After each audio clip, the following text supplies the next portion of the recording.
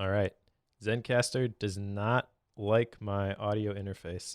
It always tries to put me on the system setting or the the MacBook one, the built-in. That might be partly because they recently released, like they're at a 1.0 now, so we're not playing with their beta anymore. Because I had to, like, it was typically remembering mine at least. And then whenever I came in today to set this up, they had announced that, oh, we're open to the public now. Like we're available to sign up and you can actually pay them now. So it's possible to do that, but that also means that all of the settings and such needed to be reset because I had some things that were going to cause a lot of problems if I didn't tweak them. So thankfully, I noticed that, I don't know, an hour or so ago. So I made those changes then. So that way we didn't have 30 minutes of trying to figure out how to make it work. Nice. Thanks for doing your homework. Yes. Well, I just got lucky, I think. That's about all that amounted to. How's Mike? Good. How are you? Doing pretty well. You've been like traveling all over the place lately. It's true. I was in Austin for the Sean West conference, and then 2 weeks later, I went back to Texas to Dallas for the Christian Men's Network conference. So I just got back from Oh, that right. last week, and that was a lot of fun. It was very inspirational. A lot of the people there are literally changing the world. So you get Nice. around those types of people, and it helps you get a bigger perspective and a bigger vision. So it's always good to go to that. But now I am Awesome. back, and I am talking to you, and we are going to talk about the brain. Yes. Quite extensively, it looks like. I was looking at our notes. It's like, holy cow, we have a lot on this one. Yeah. Okay. Well, it is This might be a long one, 522 folks. pages. Yeah, it's true. It's true. Before we get there, uh, let's check in on 12-week year stuff. How's that going for you? It's going good. I'm still implementing the pieces of it, like the buffer blocks and the focus block. I forget exactly what I called them, but basically there's like the strategic block, and then there's the relaxation block, which I'm using just to disconnect. And the strategic one I'm using to think big picture about what are the major outcomes that I want to achieve across all the different domains or areas of responsibility. So I'm making sure that those get on the calendar. I'm finding that it's hard to find the time to do those sorts of things. But when I get them on the calendar, then they actually happen. So my implementation of the 12-week year, while it's not the complete 12-week year, I'm going to start doing that at the beginning of the new year where I have Mm-hmm. the quarterly goals, I guess, and then break that down by weekly objectives. The blocks have made it onto my calendar consistently. So how about you? Nice. It's going really well. I have, as I mentioned last time, I got started on it a little bit early. So the nice thing is I've been running with it quite well, and it's surprising how much time I have wasted in the past, Mike. That's what I'm learning. Holy cow.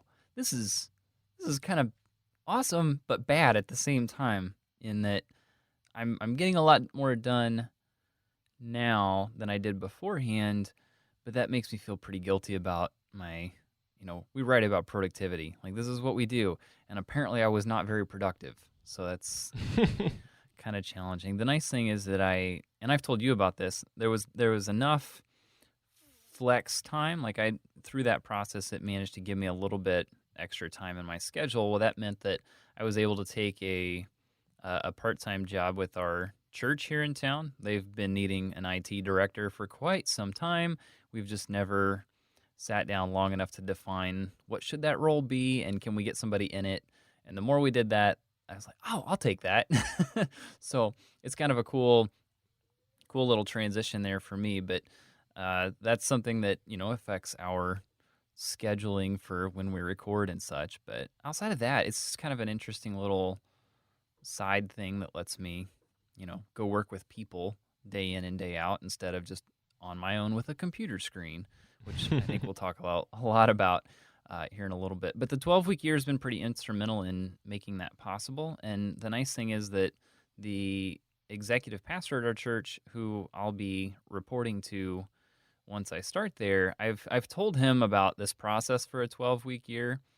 I don't think he understood it in near the detail because I didn't take the time to explain a whole lot of it, but he's going to let me use that for a lot of my goal setting come the beginning of the year. There's some fires that need put out between now and the end of the year, but come January, I get to start in on the 12-week year in my part-time job too. So it'll be kind of fun. Sweet. What about the meditation? That was the other thing that you had on there. Oh, you of course had to see that. I was honestly thinking, I don't know if I want to bring this up. Okay, well, meditation, another complete failure for Joe. I I tried it and tried it and tried it and tried it. It just doesn't stick for me. So what I did was what I learned in this process of reading BrainChains, which we'll get to here shortly, because I think we're itching to get into this one. With the process of reading that, I think something that came out of that for me was that the process of reading a book kind of acts like meditation for me, in that I have to sit down and continually bring myself back to focusing on the book I'm reading. And I hadn't ever noticed myself do that up until this one. And I don't know if that's just because the subject of it or the length of it or what. I don't know why, but something about reading a book has that same process of noticing that I'm straying in my mind and bringing it back, that constant, refocusing process, which is the whole point of meditation. I think, I'm no pro, but that's my interpretation of it. So I'm wondering if that reading process is taking the place of meditation for me. And if that's the case, that might be why the just sit down and focus and do the meditation very intentionally, that might be why I have a struggle with that. It's because I'm doing it a lot already. I'll give you a half a point for that one. It might be a cop-out. I don't know. I want it to be something that sticks. It just doesn't seem to make sense for me, and I can't nail down why. Sure. So I keep looking for excuses. Well, I actually got to talk to Chris Bailey recently, who was the author of the last book that we did. Yep. And we talked about all those different experiments that he did, and he's obviously a big emphasis on meditation. That's something that has really stuck for him.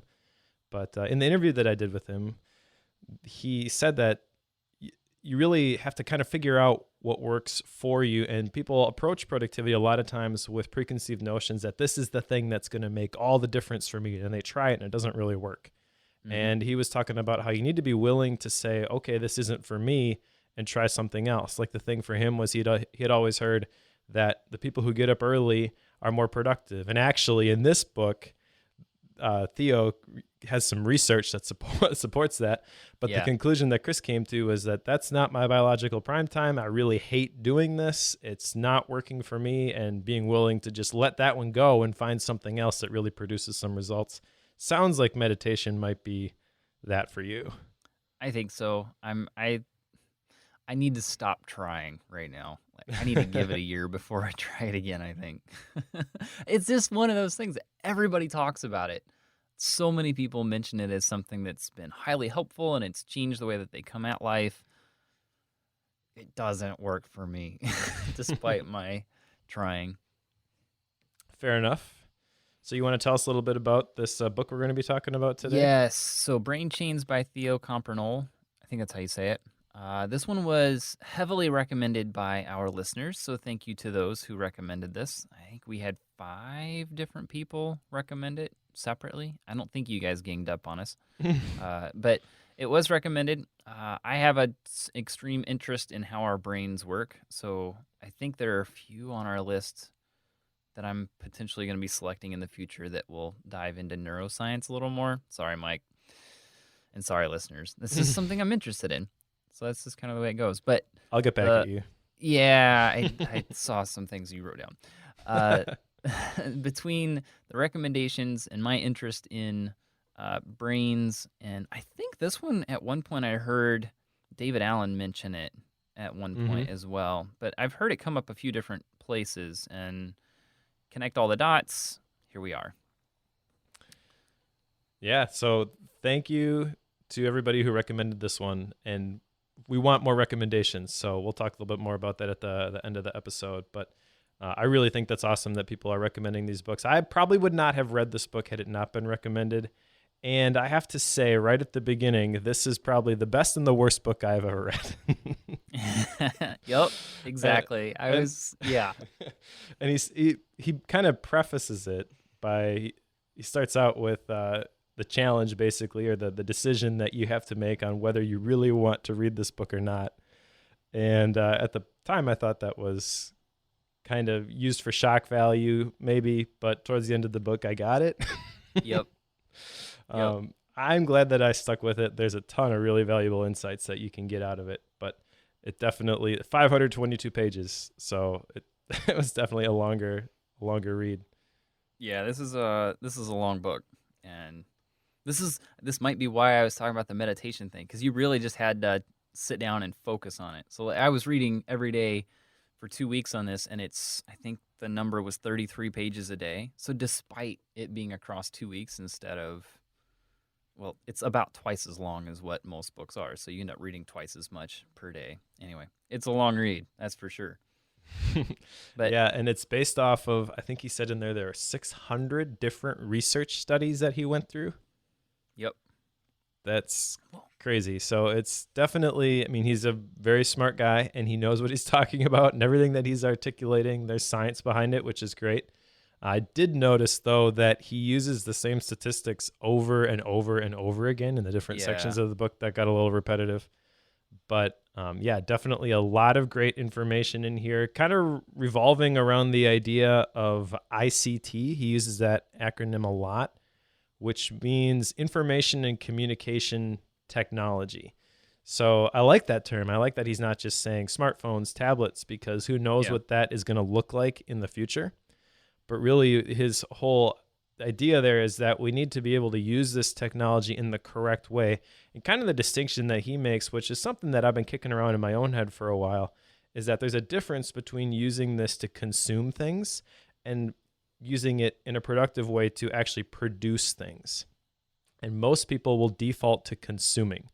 They'll watch hours and hours of cat videos on YouTube and they just get sucked into the hole, and they don't think about how they could actually be leveraging that technology to contribute value rather than just consume things. And especially like with the work that I do online and understanding a little bit about internet marketing, I totally get how marketers are completely taking advantage of our natural, I don't want to say desire, but just like we get sucked into this hole where we're just looking for the next bit of information. We're scrolling through our social media feeds, or we're clicking on the next video in YouTube, and pretty soon hours have gone by. And really the whole idea with this book, the big takeaway that I got, is that we need to change how we relate to the information and communication technology that is in our lives. Because it can take over very quickly. Yes. The whole premise of the book is how this technology affects our brains and how we can interact with it, which I didn't realize that whenever I picked it up, to be honest. I think if I had read the tagline for it, I would have caught that, but I didn't notice it. So anyway, the tagline of it: discover your brain and unleash its full potential in a hyper-connected, multitasking world. And I think if I would have read that ahead of time, I would have realized this is about technology and how we interact with it, because I've got another book on our list that'll probably hit this a little more depth from a philosophical standpoint, not necessarily from a scientific standpoint. But he goes through so much of what he is labeled as the 3 different brains within our brain. Mm-hmm. So just to kind of explain those, there's the 3. One is the reflex brain, one's the reflection brain, and one is the archive brain. And these are 3 different functions that our mind has. And the first of those is the reflex, which is like our instinctual. This is just a quick response. We don't ever have to think about it. These are just our habits. This is just something that happens automatically for us. Then you get into the reflection mind, which is where we have to sit and focus. That's where we're dedicating our mental RAM towards a specific task. And that's where a lot of the deep work stuff comes from. Honestly, that's the major player in this book. That's where he focuses most of his time, is on that particular part of our brain. So it's the part that really drives a lot of value in the work that we do. And then the last brain that he's got there is the archive brain, which is the one that, takes all the information that we collected from our reflex and reflection brain and stores it in long-term memory, or makes the connections in the creativity world, and while we're sleeping, while we're taking breaks, while we're taking naps. That's the side of the brain that does all that. And the whole book talks about the relationship between those three and how we can take advantage of those relationships to get more done and increase our intellectual productivity. He talks about a lot of that difference. He talks a lot about the differences between the three and how each one can lead us to doing things that destroy our own productivity and intellection. Does that make sense, Mike? Yep, absolutely. And actually, it was really interesting to go through this book because one of my kids' favorite movies is Inside Out. And when he was talking about, he had one phrase, a team of millions of librarians. Yep. That's exactly the picture that I got. And I actually am going through an audiobook, Creativity Inc., which is kind of the story behind Pixar. Yep. And I haven't gotten to the part, if it's in there, about that movie specifically, but it talks a lot about their process. They do a ton of research to understand the domains that they're going to be talking about. So when they tell a story, like, it has to be maybe not canonical, like this is the science behind the concepts that we're dealing with, but it has to make sense. And I could totally see the effort that they put into that movie after I read through this book. And I'm sure they did a lot more than just read this this one book. They probably combed through all those different 600 different studies that Dr. Theo did. But it was really interesting. And for those of you who have seen the movie, like all the stuff that kind of happens automatically, like the behind the scenes stuff, the long-term memory, all the different things that the archiving brain is going and putting in its proper place when you're not really thinking about it. It's kind of astounding to think about that. And from a visual perspective with Inside Out, kind of the thing that got me was like during that story, like, that there are things happening in the other parts of the brain that are really, really important, but you're so focused on the main character. In that particular case, it's Joy. And you don't really see all the other things that are happening, all the other systems that are in place that, like, that's just what they do. And you take them for granted and you never think about them. And then it's pretty amazing the complexity of all those things that are happening automatically, even while we're sleeping. Like, that's when the archive brain really kicks in. And that gets into, he talks later about why sleep is so important. But yeah, like even while we're sleeping, when our body shuts down, we don't even know what's going on. Like our brain is doing some pretty amazing stuff. Yeah, I loved that movie because there was so many little things that just clicked, especially when you read this, like with the archiving thing, whenever the little girl would close her eyes to go to sleep at night, the main part of her emotions and such would stop what they were doing. And then the whole back-end librarian side, just everything was in overdrive. Like everything just went to work at that point. Mm-hmm. I just thought that was so cool. And whenever you go through this and understand the actual science of how that all works, like, oh yeah, they know exactly what they're talking about in that movie. I loved it. I like that movie a lot. Yeah, it's really interesting. And I don't mean to turn this podcast into Inside Out. I mean, we're focusing on BrainChains, but it was really interesting when my wife and I watched it. We understood a little bit better, like why our kids did things that they did. It's like, right. Oh, that's what they're thinking. Like that's how their brain is working. Yep. It's interesting, but there's so many different little pieces that Theo goes into within the book and we have a long list in our outline here, Mike. I don't know if we're going to get to all of this, but there's a lot of little nuggets, I think, that we pulled out of this, one of which was multitasking. Mm-hmm. I think it's pretty well known at this point that multitasking is a terrible idea. And when I went through and read his whole chapter on multitasking, the first of those, he he kind of hit me with this test that he had spelled out in order to show that multitasking is a terrible idea because it takes much longer to switch back and forth. Because Mm-hmm. we know at this point you just can't do two things at one time. You're not really doing two things at one time because your brain can't focus on two things at one time. So you're just constantly switching between them. And to test this, something he had to do, and I did this because I was curious, is you set a timer and you have two lines. On the top line, you write the word multitasking, and then underneath of it, you number each letter. So 1, 2, 3, 4, 5, up to, I think it's 12. Mm-hmm. So you write multitasking, and then underneath of it, write 1 through 12, and then you stop the timer. And whatever that time is, write that down.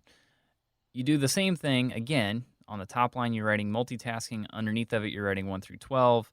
But what you're doing is you write the M and then 1, U and then 2, L and then 3. And you go all the way down through it and then stop the timer and then check the difference between the two. And it amazed me how much longer it takes to do the second process, the latter of those two. So what were your times? Because I did this and I made my wife do it also. Yeah, so the first one, and I wasn't trying to go crazy fast, but the first one, let me get my numbers here. The first one, I think it took me 8 seconds. No, it was 9 seconds to do the first one. And then the second one, it took me 17. Whoa. That we had got a little bit different results, but that was maybe because maybe it was the way I framed it. Like I kind of probably presented it in a way where it was transparent as to what specifically the point of the exercise was. Mm-hmm. So I didn't get quite as big a discrepancy. Like when I wrote it, it took me 12 seconds to write multitasking, and that's basically because I was hitting start, writing multitasking, and hitting stop, so probably a little bit less than that. And then when I did the letters and numbers, jumping back and forth, it took 16 seconds, so about 33% longer. Yep. And then my wife got the same thing. It was 15 seconds and then 20 seconds. But what was astounding to me, especially when watching my wife do it, was how much harder it was to go back and forth. Mm-hmm. It wasn't even the time.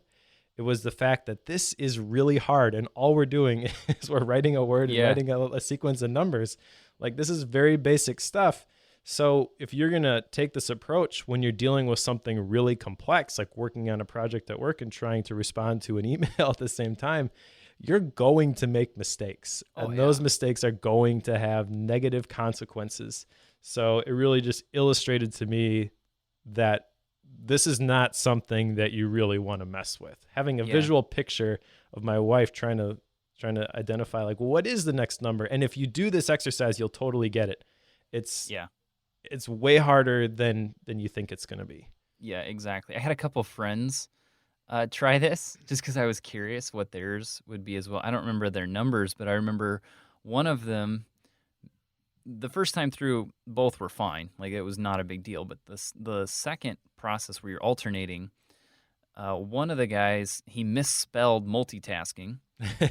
And the other guy, he misnumbered them. I think he swapped 6 and 7. He wrote 7, 6. It's like, now that is interesting that you go through this, like, you know how to write 1 to 12, you know how to spell multitasking, and yet when you try to do them simultaneously, you screw them up. And right. And this is very fundamental. This is not some elaborate project you're working on. This is just writing a word and numbering it. That's all it is. And yet there's mistakes in it. So that was kind of an alarm for me that even something so small, so basic, can become extremely difficult and cause problems. It just kind of scared me to think about the number of people that try to multitask on some major vital projects. Right, like talking bouncing on the phone and driving your car at the same time, which is oh my gosh, you nailed that one through your skull in this book. yes, he did. He is definitely on the soapbox for that, and he's like encouraging you over and over again to call your representatives and get them to pass laws where you can't use information communication technology in the car, because if you're on the phone, what was the statistic? I think it was 4 times more likely to get in an accident, and if you're texting, you're 23 times more likely to get in an accident. Right. Right. But most people think that, oh, I'm good enough, like I can cover this. And he shares some of those statistics too, where like people know, like 90% of people say that texting while driving is extremely dangerous, but 60% of people do it anyways because they think that they're they're a good driver. Right. And really, the reality is we give ourselves more credit than we deserve, and Yep. and we really overestimate our abilities.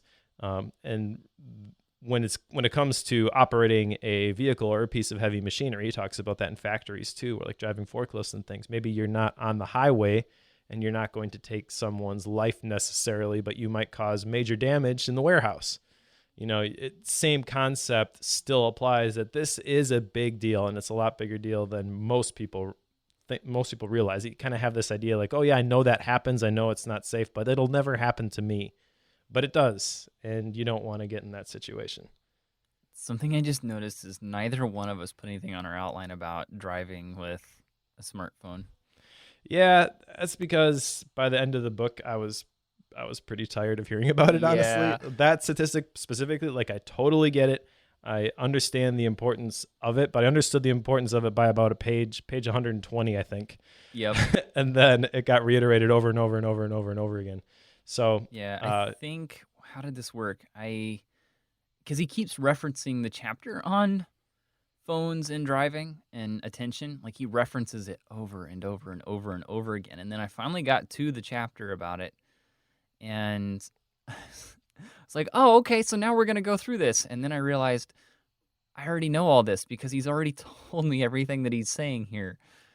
Yeah, Okay. there's a couple different levels of implementation of the brain gains part of this, and we'll get to those. But there's the brain gains at the me level, brain gains at the we level, and brain gains at the they level.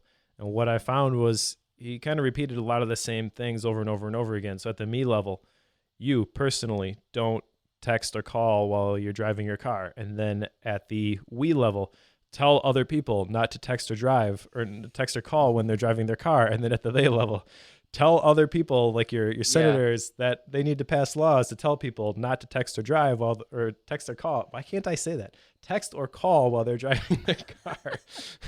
And it's like, okay, we get it. Especially after the first time, he did a really good job of articulating all the danger behind it. He's got a lot of different images and diagrams that show like the effect, where you're not only not seeing things that are actually there, but also the scope of what you're seeing is diminished. And so when you combine those together, it makes perfect sense that, yeah, this would compound to 4 times more accidents while you're on the phone and 23 times more accidents when you're texting. But then hitting it over and over and over again, I don't know, maybe it's just because I had to get this done by a certain time. We're going to get on the mic and we're going to record this episode. But I felt like it was really repetitive. Like, okay, I got this already. We can move on. Yep. So, yeah, I have a lot of thoughts when we get to the author style part. He does talk a little bit about different, how do you say this, biases? Yep. I don't know. I'm going to go with biases, maybe. I like that word better. He talks a lot about, and I forget how many there are. There's like 12 of them that he brings up. And they're just tendencies or intuition to lean ourselves towards a specific way so that we can make a decision quicker. That's where our reflex brain comes in, because it allows us to make decisions very quickly.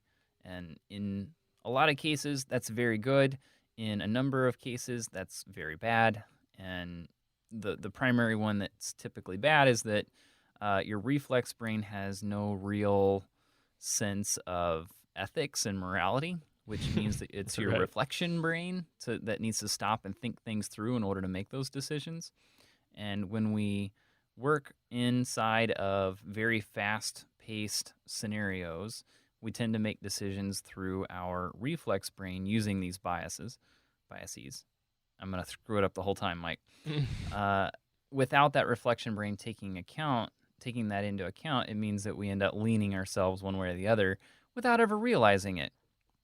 One of these is the anchoring bias that I noticed you wrote down. Did you have a specific direction you wanted to go with that? Really just wanted to put that on there to talk about this, I guess, from a marketing perspective, because that's where I noticed this happening a lot. where you'll have a price, and usually what the salesperson will do is they will give you the big price first, because that way you're anchored to that big price. And even if you're not going to take advantage of that offer, if they move in the right direction, you will probably agree to a higher price than you would have paid if you had just started at zero. And I thought this was really interesting, because your brain, basically what it's doing is it's saying, if they start at $1,000 and we get them down to 900, we think that we're getting a deal. We feel good about that. But if you were to approach it the other way, maybe you start at 500 and then you're never going to end up at 900. It depends where you start. And so I think it's really important. Another book that I read, which isn't on the list, but it's called Influence, I believe, by Cialdini. I forget his first name. It's kind of considered the marketing Bible, and it talks about how marketers will leverage these techniques, and then also what you can do to combat them. And he talks about this as well, where you just need to understand what is going on. And so that's why I put it on here, because that was one of the biases that he talked about, and I think it's a really important one. You have to understand the process, and when you understand the process and the game that people are trying to play, then you can more accurately discern whether it's worth the value that they're asking you to pay. And I'm not saying that like all marketers are liars, like Seth Godin wrote a book, I think, by that title.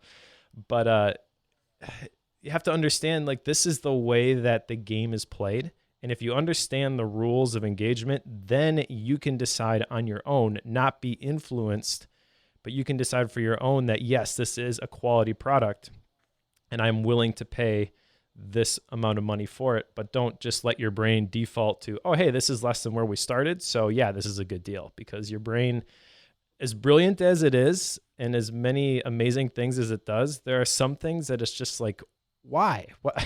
What are you doing? Like, that makes no sense. Right. The anchoring bias is one of those things, in my opinion, where it just didn't really click for me, but I totally see it, and I just wanted to bring it up so that other people could kind of be aware of the process. I'm not gonna lie, I take advantage of this one. Yeah, I mean, it's the way the game is played. Like, this is what you do as a marketer, which is fine. Like, you're trying to communicate the value of what you are selling, and this is something that I struggle with, honestly, because I have trouble with self-promotion. I need to be better at anchoring bias in the direction of my stuff is actually valuable. But you have to understand, like, both sides should just understand the rules that you're playing by. And then when you can do that, you can arrive at an agreement that's mutually beneficial. Right. I do this with clients who will ask me, can we do an iOS app and a website? And if they ask me for both of those, I always want to talk about the iOS app first, because it's usually more expensive, like drastically more expensive. And if that's the case, when we get to the website, because most of the time, 9 times out of 10, well, probably 99 times out of 100, they don't want to do the iOS app just because it doesn't actually provide anything that they need, and it's way more expensive. Well, because we've been talking about a way more expensive scenario, when we get to the website, overall, my rates for building websites are pretty high. Like, typically, they're not super cheap. Like, I know what my time there is worth.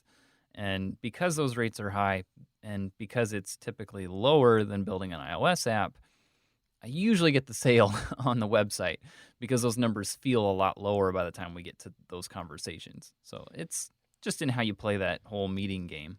Yeah, but in that particular instance, you're not trying to suck every dollar out of your client that you can. No. No. Especially with web development, like, you don't want to burn those bridges. You want this to be a win-win.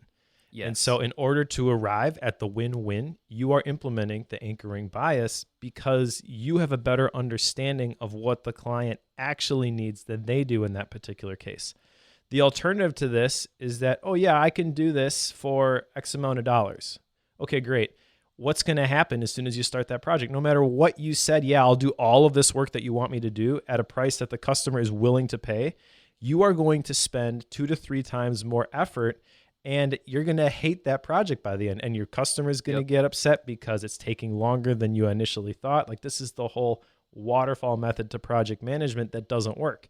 So the anchoring bias can be used in a positive sense. It's not always just get the customer to pay more, but understanding how it works, I think, is important, whether you are the producer or the consumer, I guess is the best way to put it, because that's the terminology they use in the book. But like whether you're selling the thing or buying the thing, just understanding the rules of engagement. Right. I have all kinds of thoughts on this, but it's going to send us down a 30-minute bunny trail. Well, we better move on then, so this doesn't take 12 hours to go through. I know. One of the stories that he tells, because so much of this comes back to working our reflection brain too much. There's a lot of that with, if I'm trying to focus for multiple hours on end, there's a good chance I'm going to burn out and not be able to keep going. So he's pretty heavy on taking breaks, disconnecting from ICT, information and communication technology, so our phones, tablets, computers. He's pretty big on taking breaks from them and doing the whole disconnection process, because that's what allows our brains to get a break and rebuild and recharge, re-energize the whole willpower and focus ability. And one of the stories he tells to emphasize this is about lumberjacks. There's two lumberjacks, woodsmen, who are trying to cut down a similarly sized tree, one of which starts in chopping right away and eventually gets to where he's taking a break. The other spends time sharpening his axe, cuts, then stops and sharpens his axe, cuts, and does the back and forth. And when they're done and they both take this break at the same time, the former, who just went in cutting and never stopped, realizes that the other guy is drastically further ahead of him, despite the fact that he hasn't been technically working as long.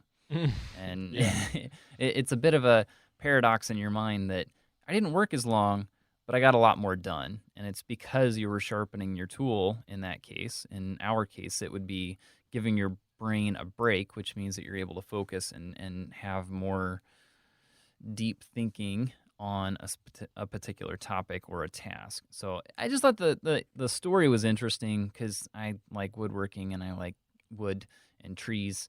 I like them. So that story resonated with me, and it's one that really kind of tripped my trigger on, I need to take breaks after I go through a little batch processing and not work myself to death as much, which I'm very prone to do, Mike.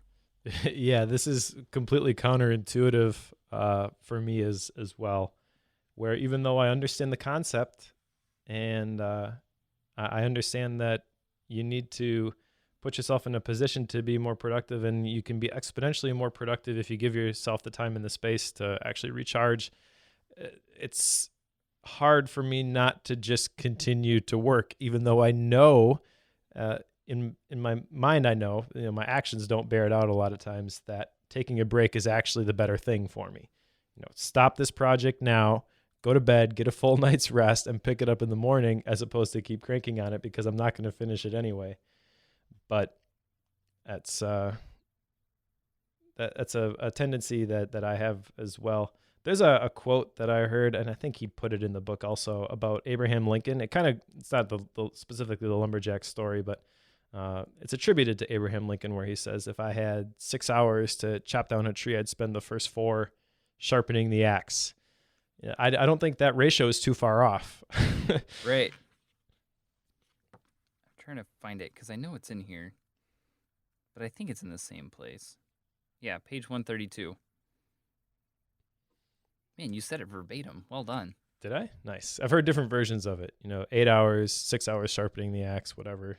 But principle still applies, and I think there's a lot to be said for the amount of time that you spend prepping. And that's really what he's illustrating with that lumberjack story, is like, it's not even close. It's kind of going back to the productivity project book, the 20-hour work week versus the 90-hour work week, and how they were pretty similar. Mm-hmm. They actually are pretty similar. Like, even though it doesn't make sense that you're spending less than 1/4 the amount of time doing the actual work, because you are so much better equipped to do the work, especially brain work or knowledge work, you can be much more effective. And I've experienced this myself, where I need to write an article and I can spend hours trying to write this article. And if I'm not in a mental state to do so, I'm going to write 500 words. There'll be other times where everything is clicking and I'll write 1,000 words in 30 to 40 minutes. And it's kind of amazing that the results can be that dependent on how sharp the axe is. Yeah. Which in this case is your brain.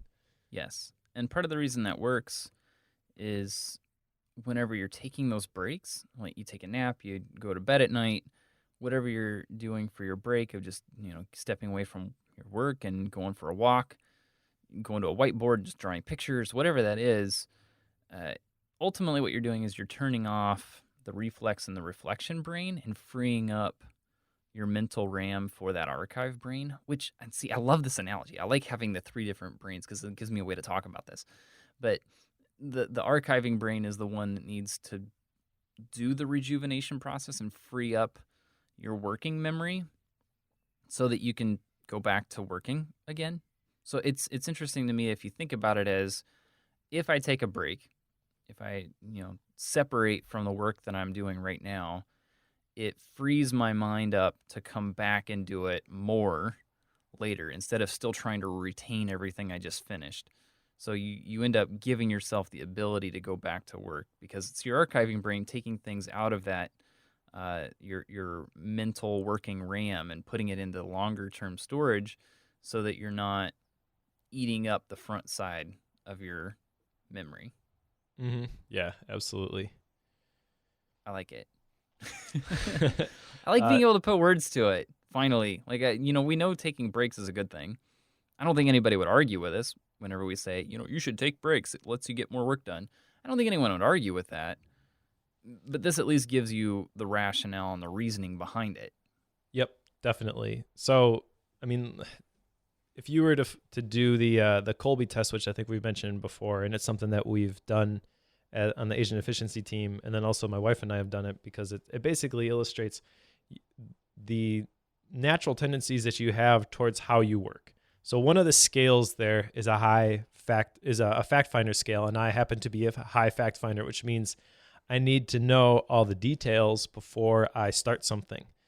And that's where this book is really beneficial because he's gone through 600 different research studies and he's teased out the main takeaways.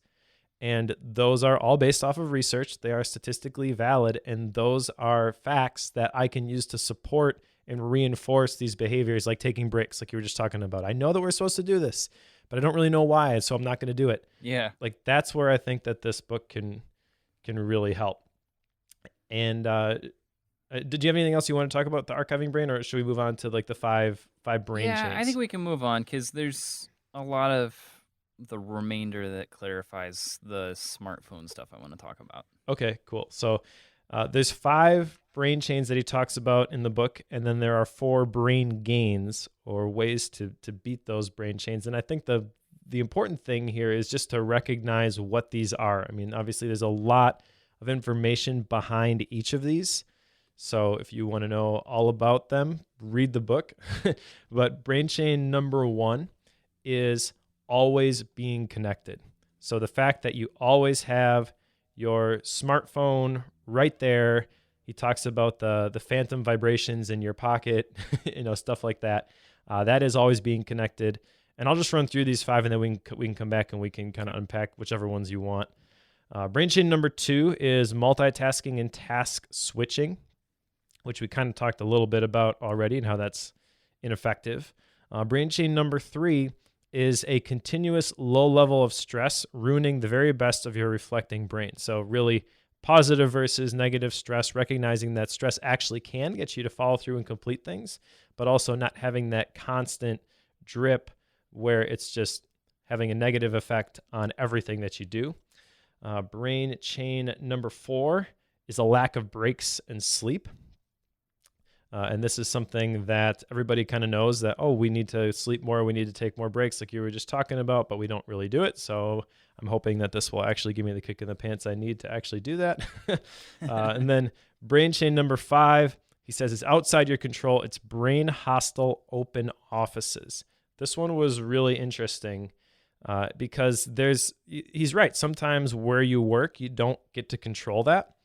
But also, I've kind of experienced this not through my place, through the place that I work, but because I work remotely, I've kind of self-inflicted this on myself to a certain degree, and also figured out ways to remedy it. In fact, I had an article that I wrote maybe 2 weeks ago for Asian Efficiency on how to work effectively from cafes and coffee shops. And some of the tips and tricks that I've picked up, like, for example, invest in a really good pair of noise canceling headphones. Because when I throw on, I've got Bose QC35s, which were very expensive, but in my opinion, they were worth every penny. Not only for the noise canceling, which I know there's better in terms of audio quality, better headphones, and I'm an audiophile. I've tried a lot of them. But in terms of noise canceling, Bose is the best that I've experienced, and for the specific type of work and where I work, that is the most important feature for me. So having the noise canceling ability, and then also their Bluetooth. So that means I don't have to physically plug into my laptop when I want to work. And I like being able to get up and move around and not worry about pulling the headphones off my head because they're still connected to my laptop, or pulling my laptop off the table. So little things like that, which can help you overcome your environment. Really the idea here is that don't play the victim card. Don't just assume that things are the way that they have to be. Recognize that these brain chains are in place. So not just the open office thing, but all these different areas. And then do what you can to overcome these. Because if you just go with the flow, if you just default to the way that things are right now, then you are not going to reach your potential in terms of the brain work that you are able to do. But even if you're able to make a little bit of progress in one of these areas, it's going to be much better. So maybe you can't do everything that he implements or he talks about here. Maybe you can't implement every single thing. Maybe, he talks a lot about email. Maybe you can't get everyone in your corporate organization to escape that email culture. But there are still little things that you can do to reduce the amount of email that you have to deal with, even if it's not get to zero internal email like we basically have at Asian Efficiency, which is one of the reasons that I love working there. Yeah. Does that make sense? I think so. There's so many of these, because ultimately what these brain chains are is they're ruining your intellectual productivity. That's Yes. a term that he uses quite heavily in the book, is intellectual productivity. So you're taking advantage of how your mind works so that you can do the brain work that we're all trying to do, or knowledge work, as we've referred to it quite a bit in the past. The one that really stands out to me is the always be connected, because the bulk of the book seems to revolve around disconnecting and the negative effects of having your phone with you all the time. Even having a smartphone sitting on the table or in the room when you're having a conversation with someone else can lead to negative consequences. It degrades the conversation itself. So there's a lot of little pieces that come with the ICT, the technology that we have. There's a lot of how that impacts us on a very small scale, each interaction, but on a very big scale as a whole. If you follow my train of thinking there, ultimately what I'm realizing, and I've had conversations with a few people about this since starting to read this and going through it, about how the ADHD world plays into this. I'm sure you thought I was going to bring this up right away, but it's fascinating to me how much of how many of these explanations that he gives are tied to what I now refer to as a race car brain, and just being able to bounce from thing to thing, because our phones allow us to do that quite heavily. And I'm wondering if the constant, the building of that, even when kids are really little, if we're letting them play with phones and tablets and play the games and such on it, I wonder if we're training our kids to be ADD through that. I have zero science on this. It's purely firsthand experience. So I'm sure there are people out there that will catch me on this and say, but that's okay. To me, it just seems like there's so much of the tech that we love playing with it. It helps us do an awful lot, but are we just consuming things in such a way that it's training our brains to work in a way that's counter what we actually want to do from an intellectual standpoint? Yeah, I completely agree. In fact, you have a point on here. This is probably where you were going with this, the rats, the dopamine, and the ICT. Yes. Really what that comes down to is the notifications. And this is something that I have preached at Asian Efficiency. I actually picked it up from Asian Efficiency, so this is not original, but this was something that really hit me, is the research that has been done that when you get a notification on if you're on your computer, like the ding when an email comes in, or the buzz in your pocket when somebody likes your Facebook post, whatever. What that does, because it is a variable reward, it creates an addiction, because what it does, your brain releases dopamine, which is the pleasure chemical.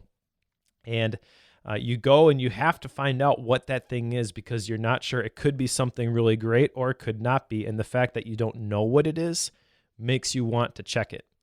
And so the notifications, like this is something that this would be a takeaway for me had I not already trimmed the heck out of my notifications, where I basically don't get anything. Yeah. But that's really, really important, because it just reinforces the habit that people have of being interrupted, losing their focus from what they were doing. And then it takes a long time to get back into the flow and do what you were doing in the first place. He talks in here, I think he talks about the first part of this, where when you stop doing something, it takes 15 minutes, I believe, to get back to what you were doing. And then if you were in the zone, so to speak, if you're in a state of flow, like my boy Mihaly Csikszentmihalyi would say, then it takes you actually 40 minutes to get back into what you were doing. So why would you allow your information communication technology, your ICT, to interrupt you with this stuff that really isn't contributing any value? And then bringing this back to what you were talking about with the smartphones and conversations. Like, I think this is another place where that's really important, how you set this stuff up and how it plays out. I really have tried to make a concerted effort that when I am meeting somebody for coffee or meeting somebody for lunch, that I am not getting notifications. They don't know that I'm getting notifications if I am, because I don't want them to feel like, oh, you should probably check that. And so this is where the Apple Watch comes in for me, and I really, really like it. Now, you have to set it up correctly. You have to really trim the notifications that you get on the Apple Watch. Otherwise, you're constantly looking at your wrist. It's just as bad as constantly looking at your phone. But if you have your notifications set up correctly, what you can do is you can get notifications when you need to get them. And if I'm meeting with you for breakfast or whatever, and I get a notification, I can feel it on my wrist, but it doesn't interrupt the flow of the conversation that is happening. It's much less rude, in my opinion. And I really like that. I really like the fact that I can still have those things on. I can still get notified of the things that are really important to me. But if what I'm doing at that particular moment is not as important, then it doesn't have to be a distraction. It doesn't have to interrupt the flow of that conversation and the personal connection that's happening. This is why I don't have an Apple Watch. Because to me, if it's important enough to get a notification to disrupt whatever it is I'm working on, I don't care if it's a conversation with somebody else or if I'm writing an article, whatever it is, if it's important enough that I get a notification, I need to stop everything right now and go pay attention to it. That's how I come at that. And if I have something on my wrist that can tap me, even if I'm with someone else, I don't get how I should have that tap on the wrist, even if I shouldn't, like, if you follow me here, because I shouldn't get a tap on the wrist unless I need to leave right away. If I need to get out of there immediately, in which case my phone buzzing or dinging is okay. So to me, it's a duplicate system.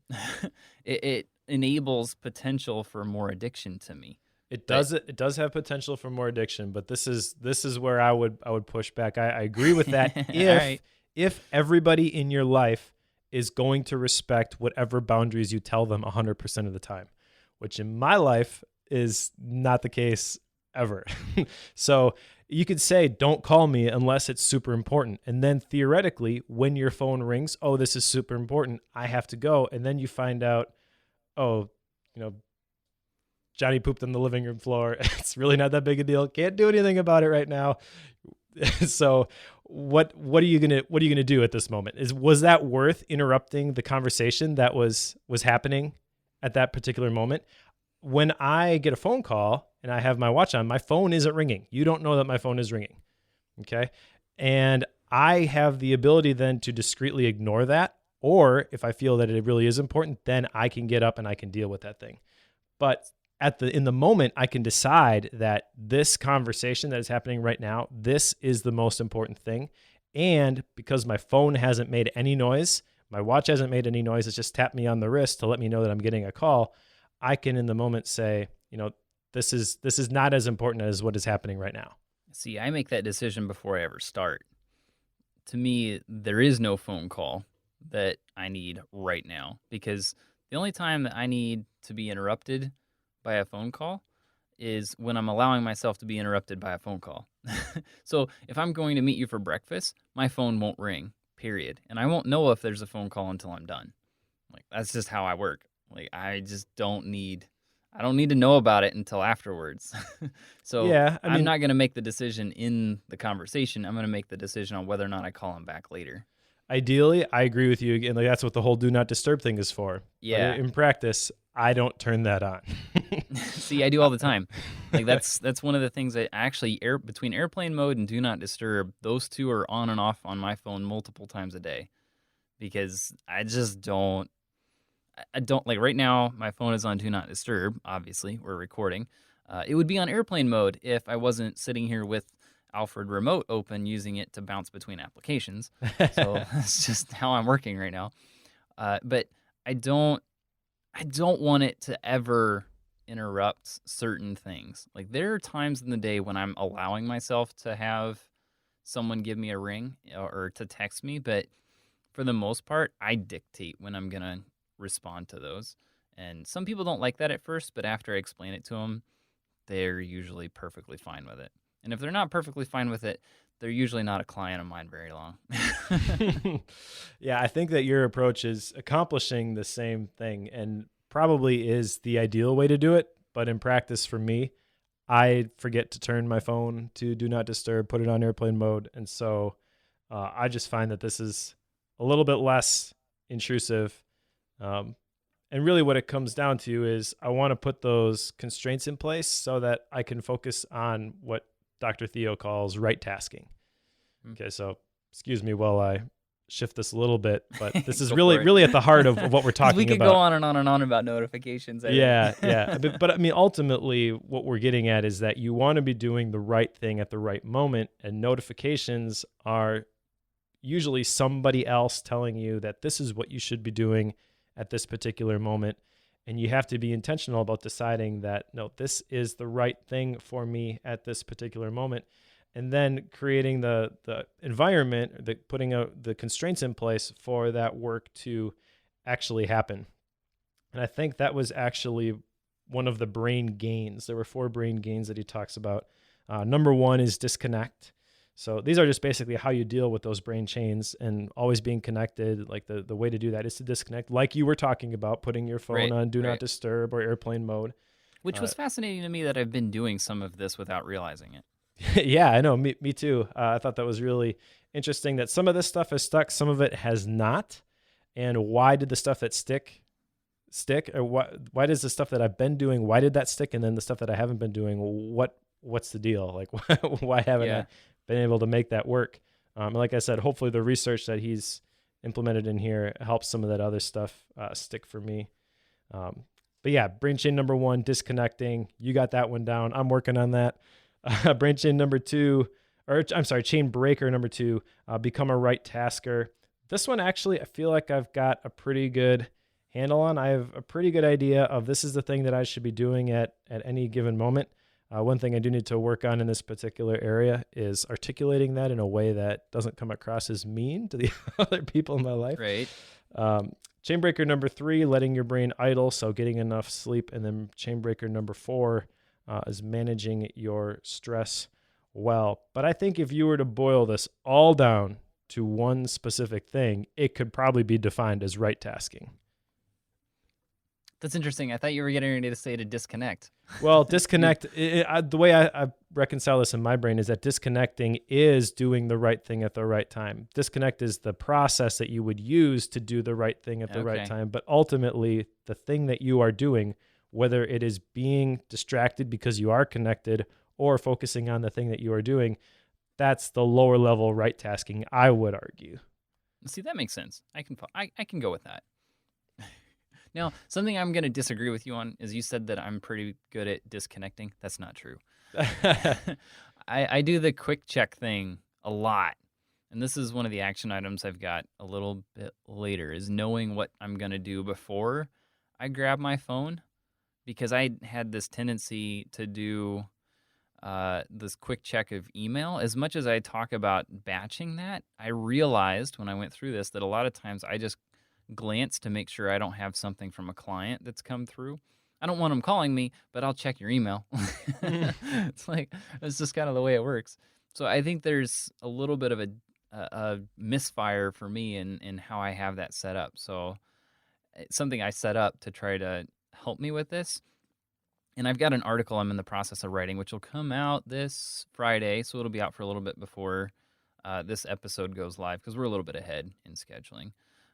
But something I set up, Mike, is, so I use Gmail for everything I do with email. And the awesome thing that I like about Google is there's ways to write scripts that run in the background, and you can actually do some automatic stuff on your email with those scripts. So I wrote one that simply checks my inbox every minute, and if it finds an unread, or if it finds a read message within my inbox, it will automatically archive it.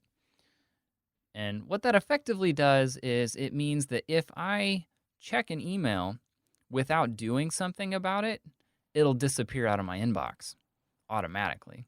That could be dangerous. It's very dangerous. And I kid you not, the day I put that in place, I spent the better part of an hour on my phone trying to figure out how to get around this. No, I just needed, I sat there and I looked at, there was one particular email I just wanted to check. I was like, okay, what's this process? And okay, if I tap that, I have to mark it as unread and then move it back to my inbox, but that's not simple to do. So I ended up spending this time trying to, it was probably not an hour, but I'm exaggerating there, but it was a decent amount of time. How do I get around this thing I put in place? So it's very helpful in forcing me to not use my phone to check email and forcing me to batch it through my computer, which is way more efficient and way better anyway. Definitely. So I inflicted some pain on myself, and it's been very helpful to keep me from not checking my phone. Yeah, the email on the phone is not a great idea. I actually just did we worked on an email course for agent efficiency. It's actually called Escape Your Email. And there's a whole big section on there on the right way to use email on your phone, which is triage, because the swipe gestures allow you to real quickly take actions on specific emails, put them in your task manager, send it to a reference file, whatever. But even that, I am leaning towards taking email completely off my phone. For sure, it's disappearing from my home screen and I'm burying it in a folder somewhere. But I am 95% convinced that removing it from my phone completely would be a good idea for me. I don't really ever want to reply to emails on my phone. And this is what Dr. Theo talks a lot about, is you have a small keyboard, a small screen, you can't see very much, you're going to make typos, etc. And that makes a lot of sense. But I just think that there would be a lot of benefit from completely eliminating that source, that potential source of distraction on my mobile device. It would force me to constrain email to the specific times that I've set aside for it on my calendar, going back to the 12-week year with the buffer periods. And I'm actually really nervous about this, but I'm putting it out there right now. I am going to do this. So this is something that you can hold me accountable to. All right. I'll let you know if it has caused a crisis or not, I guess, when we record next. All right. We'll see how it goes. I'm trying to get out of some of my email too. So yeah, I know when you think about the whole idea here between how we use our technology as a consumer or producer, I'm never going to use email on my phone to produce things. And I know that you could technically classify some of the emails maybe that you reply to as moving projects forward and producing things, but the majority of it if you're honest with yourself, and actually, if you're honest with yourself, I would say all of it really isn't accomplishing that goal. So if I'm asking myself, why is this device in my life? Is it to be a potential distraction? Well, then I should leave email on there. But if it's any other reason, what in the world would I leave that there for? It's only going to cause problems. That's kind of how I'm learning to deal with it. Yep. Oh, email. Can we talk about daylight savings? Because we just went through daylight savings, and I hate daylight savings. Yeah, actually, that was something that I put on the outline. Was daylight savings is dumb. I hate this thing. Yeah, he talks about how daylight savings really messes with your internal clock, and there's really no good reason for it, and I completely agree. And yeah, you're right. It's the wound is fresh, so I figured I'd throw it on there. But really, and we have kids, so it continues, like the scab continues to be pulled off every day with kids. It's right. If you want to know why daylight savings is a dumb idea, like have kids, because they don't recognize that it's an hour later. You don't get an extra hour of sleep. They're up at the same time. But really, like that just illustrates Dr. Theo's point, is that this is not something that is natural for your body. Why are we implementing this man-made construct? And I'm sure that somebody out there somewhere is able to articulate actually a decent reason for daylight savings. But No, they can't. Well, I'm going to give them the benefit of the doubt. I'm not. But what I would argue is based off of especially the content of this book, like how your brain actually works. Why would you do this to yourself? Because sleep equals good, and if you mess with my sleep, I have a problem. Right. That was another thing I put on there. Sleep equals good. Well, they're connected because so much of daylight savings, it takes place at 2 a.m., and that means that it's going to affect the way that you sleep, no matter how you come about it. Whether you sleep longer, sleep shorter, it's going to affect it in some way. So he talks an awful lot about how we are sleep deprived as a nation, as a world mostly. And because we are sleep deprived, there are so many attention dragging, negative outcomes that derive from a lack of sleep. And most people need more sleep than what they're saying. And those of us who think that we fall into the category of not needing that much sleep because we're okay, the number of us that do that greatly outweighs the number of people who actually can live with that little sleep. So we're in not real good shape. What I figured out with this, Mike, is that, and the part that really stood out to me is the whole blue screen thing, because we know that watching and looking at blue screens before bedtime is a terrible idea. I never fully understood why until he explained how there are receptors in your eye that correspond to the production of melatonin, which is the hormone that helps you fall asleep. And the frequencies of blue light going into your eye inhibits that production of melatonin. And that particular process is identical to like being outside and looking at the sun at noon. Like it's equivalent to that level. So it just inhibits that production of melatonin, which means it's harder to fall asleep. And it messes with your whole night as well.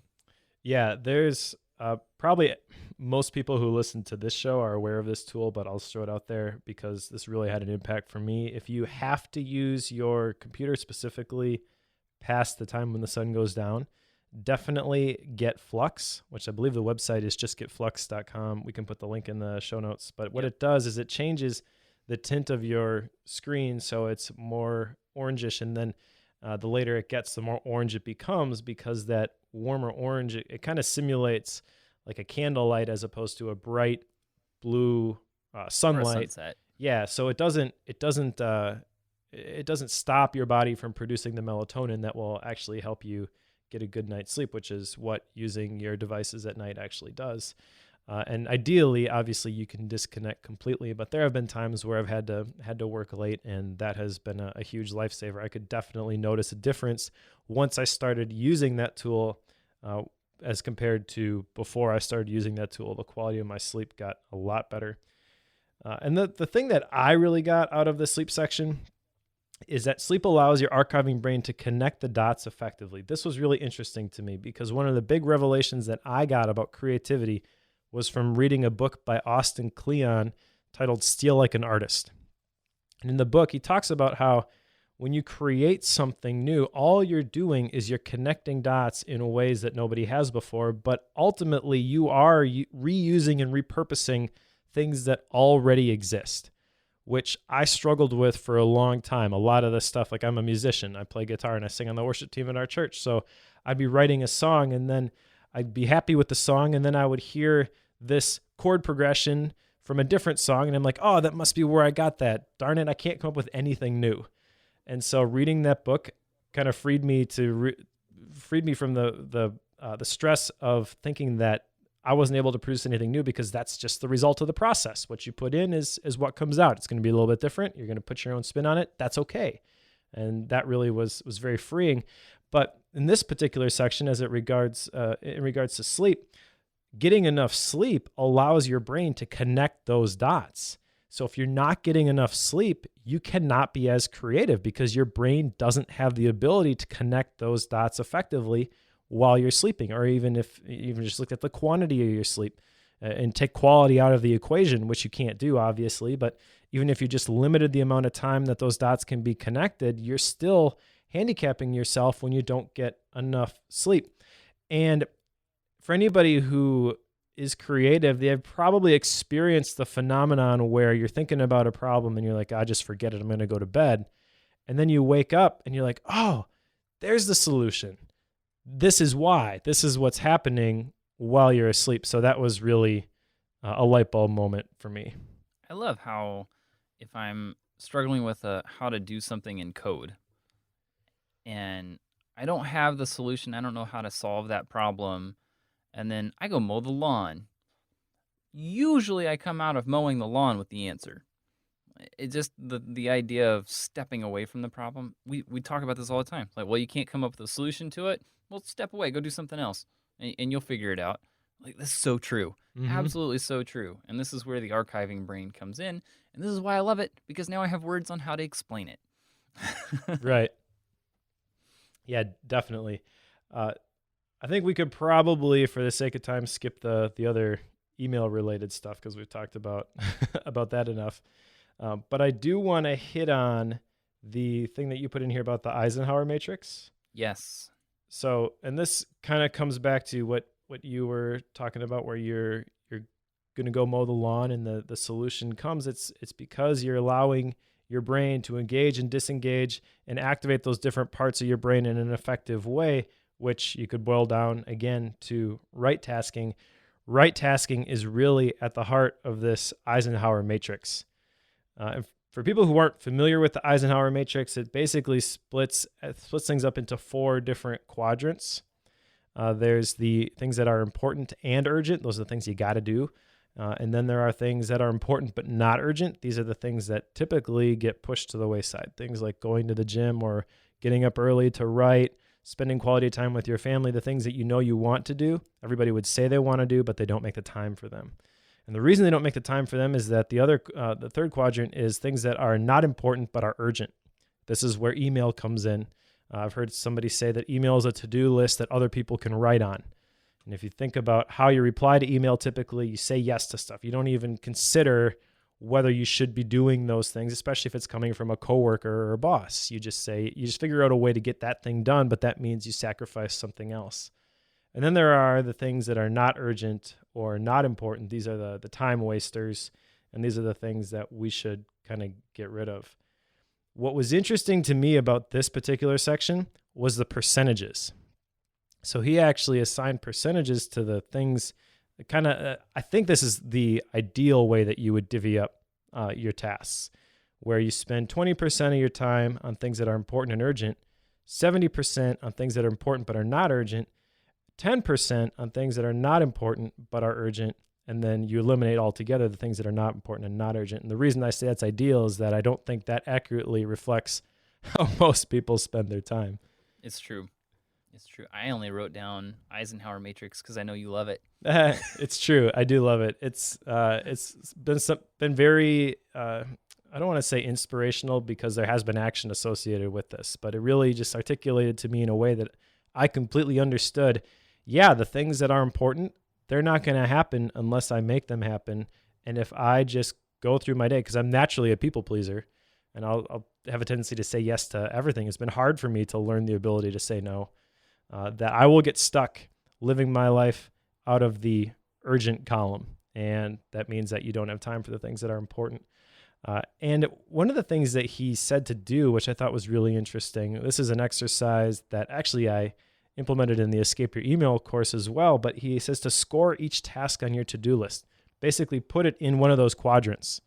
And so the way I did it in the Escape Your Email course is that we had people put the emails that they received in those different quadrants, just so they could see, is this email actually important and urgent, or is it urgent but not important? Just so they could see that most of the email that you get actually falls into that quadrant.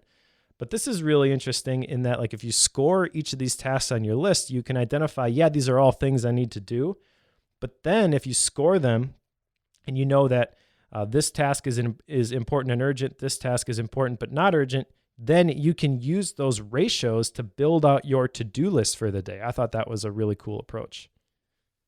I think it makes a lot of sense. And that's something I'm trying to figure out with this new role I'm taking at our church. You know, the primary of that is doing support for the group of people who work on our staff. It's like, okay, everything is going to be urgent and important according to them. Right. Like, I know how this works, but just because someone else thinks that it's highly important that it happens right now, and I've had this conversation with a few of the staff members already. It's like the chances of something going down and being catastrophic is actually quite slim. And in most cases, the issues that we run across really don't need solved right now. Like, yes, they're urgent, but they're not truly, like, it's not like someone's going to die because the projector doesn't work. Like, it just doesn't hit that level. Like, everybody's still going to be living. It's okay. You may not be able to use your PowerPoint, but that's okay. Like, it's not the end of the world. You'll be all right. So just trying to help people understand that. So there's going to be a lot of coaching going on in that, I'm sure. Yeah, definitely. And I think that's an important point to make, is that you're probably in an organization or maybe even a job where you can't define your entire day. You will have to do some of this where you're responding to things that other people are declaring as urgent. But you don't have to sign for the package 100% of the time. You can make small steps in the right direction and create the space to take action on the things that are really important. That's where the last point there that I put, the Pareto squared, comes in. The Pareto principle is the 80-20 rule. So the idea is that 20% of what you do produces 80% of your results. And so Pareto squared, that's like the 80-20 of the 80-20. And he extrapolates this out. He has the numbers to support it. But if you apply the 80-20 rule to the 80-20 percentage, what that means is that I think it's 4% of what you do produces 64% of your results. And so really what this articulated to me was really dig down and identify, what are the things that move the chains? What are the things that really make an impact? What are the things that really move you towards your goal? Because you can make time for those things. 4% of your actions, of your tasks, creating 64% of your results. And the way that happens is through the habits or the rituals that you establish, your morning routine, your evening routine. For me, it was getting up early. We talked about this a couple episodes ago, to write. And that produced the book, which led to my position with Asian Deficiency. But it was not a whole lot of time. It was an hour a day. But just taking small, consistent steps in the right direction, implementing the right 4%, can significantly move the ball. Every time I read one of these books, I try to come up with some way to summarize the whole of the book. And in this particular case, I think there's a quote that he wrote in the book that applies quite well. And since we're Apple nerds and we're in technology, and this was all about technology, I thought this made a lot of sense. So anyway, the quote is, "If Steve Jobs had been glued to his iPhone, he never would have invented the iPhone." Exactly. Okay, that sums up a lot here because so much of our technology, because we become addicted to it and because we can't disconnect from it, it prevents our ability to think clearly and to reflect on higher level and more critical thinking tasks. It prevents us from being able to do that, which is very, it's required heavily if you're going to do something like invent an entire new world of devices like Steve Jobs did with the iPhone. So I think that quote makes an awful lot of sense with how this book is laid out and what the intent of the book is. Is that fair, Mike? Yeah, in fact, I wrote down in my notes the book in a nutshell: control your ICT, not the other way around. Yeah, yeah. Which is really summed up in the quote that you shared about Steve Jobs, because if he hadn't been able to control his ICT, he would be a consumer and not a producer. So action items. I talked about one for myself of knowing what I'm going to do with my phone before I pick it up. So that's a tough habit to break because so many times I think a lot of us just like, oh, I got a few seconds here. Just grab my phone. I open it before I even really know what I'm going to do with it. So I have that habit. So I need to try to break that and just know what I'm going to do with my phone before I pick it up. I have a habit of checking my phone first thing when I get up in the morning. He talks about the negative of this quite a bit. I also have the opposite of doing it before bed, which I've actually been able to kick since reading this because I realized how bad that was, which honestly I can say helps my sleep. I like sleep. Sleep equals good. So that's a good thing. So I'm trying to figure out how to avoid my phone in the early morning because I have this tendency to want to know, did anything come crashing down last night? Because I have so many websites that I maintain. Like, I just have a tendency to want to keep an eye on things, and that's not always good. Something I'd picked up, and he doesn't really spell this out in the book in much detail, but talking to my kids before I pick up a device. And part of the reason I wanted to do this, and I was talking to my wife about it, because so many times we'll grab our phones and we'll check something quick, like what's the weather, but we just pull it out and check it without ever saying what we're going to do. And the problem that I have with that is that I think, and this is Joe's summary here, I think that might be teaching my kids that those phones and those devices are more important than them, which is kind of a scary thought to have. And I don't want them to think that, you know, if I don't like what's going on right now or I can't do something, like this is my pacifier. Like I don't want them to think that. So something I've started trying to do, and our oldest picked it up pretty quick, is just saying, I need to check the weather for this afternoon on my phone. I'm going to do that quick and then I'm going to be done. And it's funny how there's a lot of accountability in that as well, because I have to, one, know what I'm going to do before I pick it up, and two, stop immediately, otherwise I'm a heretic, and I don't want to be lying to my kids. So it forces it forces my hand in a couple of those scenarios. But anyway, what I'm trying to do is talk to my kids about what I'm doing on a device before I pick it up. Yeah, I think that makes a lot of sense. It's scary, though. It is. Because what are you going to say? I'm picking up my phone because I am bored and I'm going to waste the next 20 minutes on Twitter.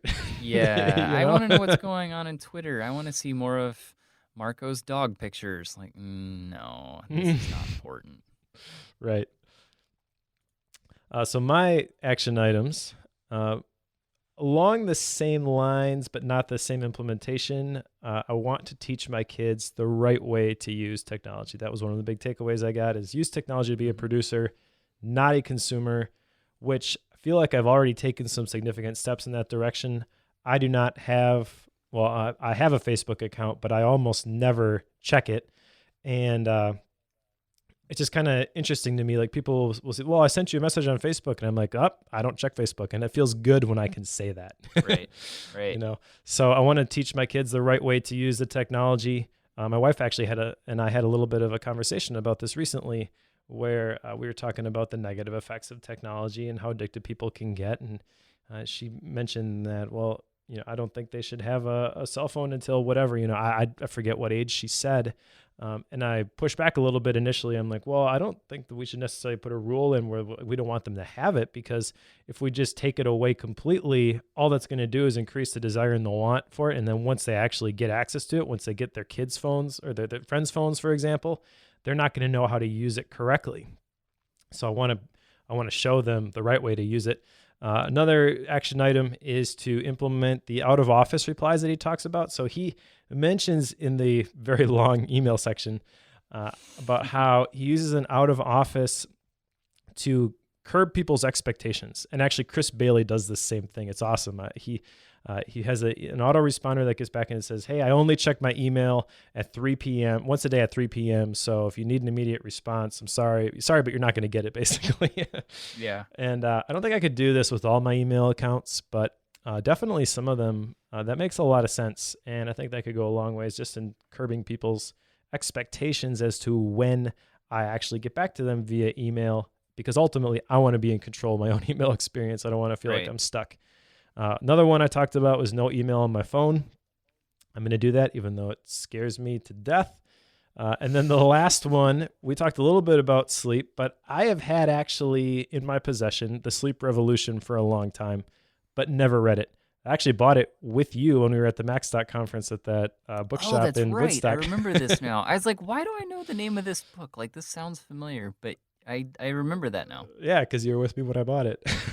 But Awesome. I wanna go through that one and just understand more concretely everything that goes on in terms of sleep. And also, I think that there's a lot of little things. Like we talked about the blue screen stuff, and there's some takeaways here. But my anticipation is that with the Sleep Revolution, there's going to be a lot more practical tips on how to get a better night's sleep, which I am excited to dive into. And the Sleep Revolution is a pretty approachable, from what I've heard, way to do this. I actually saw the other day, there is a course on how to sleep better that is $500.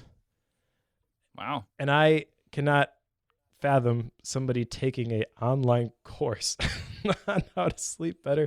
But they have the price anchoring. It's really interesting. They have the graphic that says you could either spend $5,400 on a graduate level course on how to sleep better, or buy this course for $500.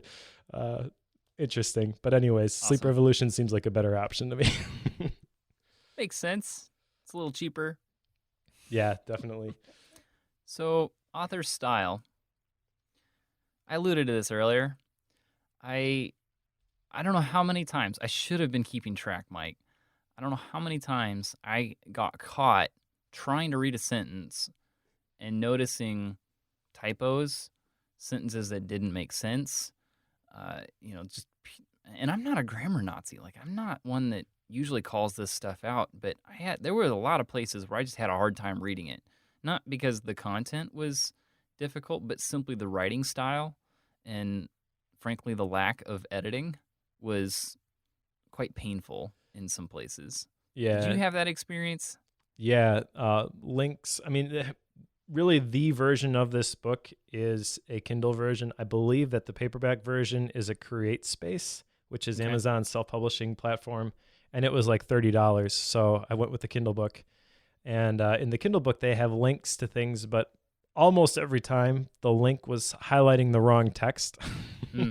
Yeah. Like he's got an email address and it's grabbing the email address, but also like the 3 words before the email address and underlining it all as a link. So that was really distracting. And there was also some definite grammar issues. It just seemed like he didn't work with an editor, which if he self-published it, maybe that's the case. And I'm sure if you went through my book, you'd see the same thing because that's the process that I took. But from a reader's perspective, it definitely was distracting. I also mentioned that he repeated a bunch of statistics a bunch of times. This book has a ton of great information. He's distilling 600 research papers into this book, so I don't want to be too harsh on this, but it definitely could have been a lot shorter. Like I mentioned, there's the different levels of the brain gains that he mentions, and I felt like a lot of that was just saying the same things, not even different ways a lot of times, but restating the same statistics. And it kind of felt to me like maybe he's got a blog where all of this stuff originated, and then he combined it all into a book and didn't, after he did that, read it from beginning to end to make sure that it flowed well. Again, very minor, like it's not as big a deal as I'm probably making it out to be, but that's kind of the approach that I got. And then by the end, it's 522 pages long. It's a really long book, but by the end, it makes you want to just finish the thing as opposed to like that's when it should be climaxing. That is when like he's good. He should be, in my opinion, as a writer, making his strongest points. Like you want to leave that positive note, that positive taste in the reader's mouth. That's not what I got. I got to the end. I got to the page where it says, "You've reached the end. You want to rate this book?" And I was like, "Oh yes." So I said at the beginning, this is the best and the worst book I've ever read. That's why. Tons of great information, tons of great takeaways, but the author's style definitely, I don't know, it kind of grated on me towards the end. Again, I don't want to sound mean. I don't want to sound negative, but it's a very factual based book. So if you're looking for a lot of like stylistic writing, that's not really here. And then by the end, it's like, okay, I've heard this already. So yeah, I got curious because I noticed enough just pure spelling mistakes that I was like, who published this? Right. Like, this should not get through an editor. He did have an editor, but it just felt like I was reading a second draft or something like that. Like it just didn't have the cleanliness of it. But he did self-publish it. I looked it up because there's no one claimed it on the external of the book. Because I got the print, like I got the physical book for it because that's how I read things. But there was so many cases where, like for example, the third section, he's got it all broken out into 3 sections. The third section was designed to help you figure out what do you do about all of the chains that we put on ourselves and how we interact with all these issues. I was super excited to get to that point because that's what we do is what do you do with all this stuff. I got to that point and then I realized, oh, he's just going to reiterate most of what he said already and put words to the conclusions that the reader can grab automatically as you go through the first part of it. I literally think this book could be about a third as long as it really is. Yeah. There's so much of this that's just copy paste almost and reiterate the same thing and say things that don't need to be said. There's a lot of it.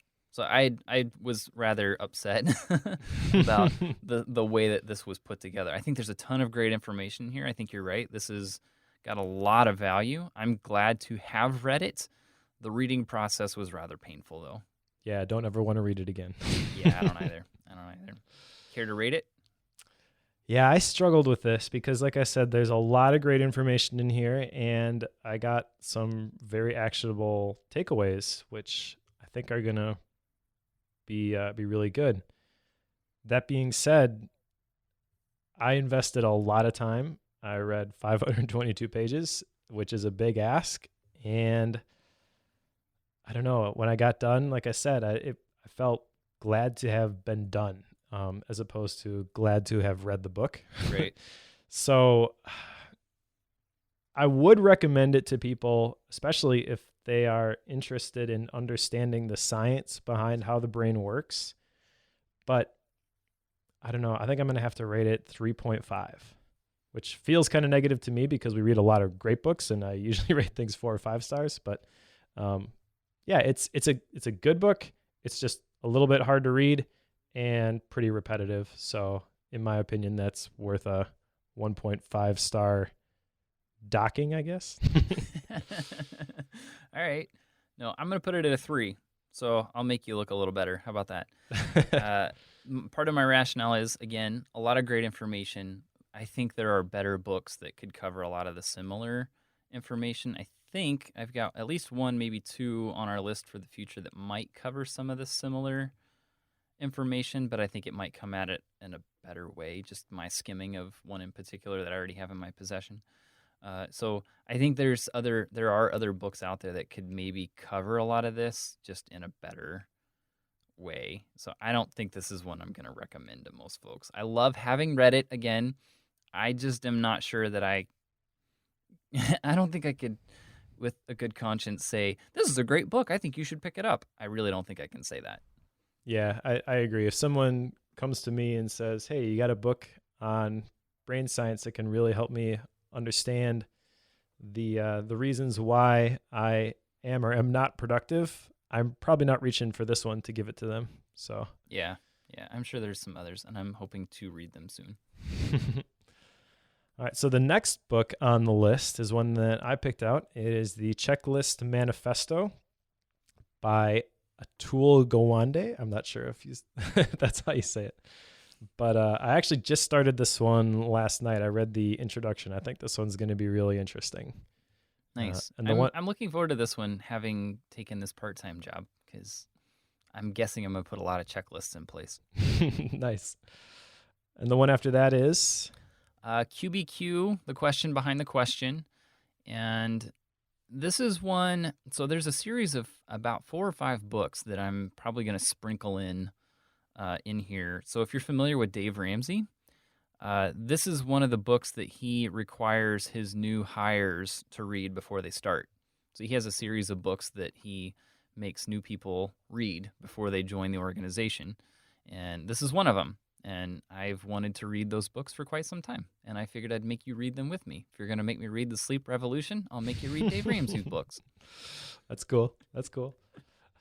If you have any books that you'd like to make us read, you can recommend them on the website. Just go to bookworm.fm and there will be a button on the sidebar on the right to recommend a book. We've got a whole bunch of them that people have recommended, and we're starting to get to some of them. BrainChains, the one we did today, was actually a recommendation. So if you have a book that you think we should read, go there and recommend it for us. And there's also a list of books that we've read and are upcoming. So if you go to bookworm.fm/list, you can see all of the books that we've read so far, the ones that are planned, and then also some of the ones that are recommended by listeners just like you. Sometimes I think it's interesting to see what people think about a certain book, and we don't really have a good self-hosted mechanism for folks to, this is what I thought about your episode. Like, we don't have a self-hosted place to do that. What we've been using instead is just the iTunes review process, and there are a number of folks who have posted out there to let us know what they thought of either a specific episode or the podcast itself. So if you have some feedback on what we've been talking about here, you don't like our recommendations, or you think we were too harsh on BrainChains, go over there and let us know. That's a good place to share that information, because we do keep up with those reviews on iTunes. Yeah, so thanks everyone for joining us. If you read the book, thanks for joining in our podcast book club, and we'll talk to you in a couple of weeks.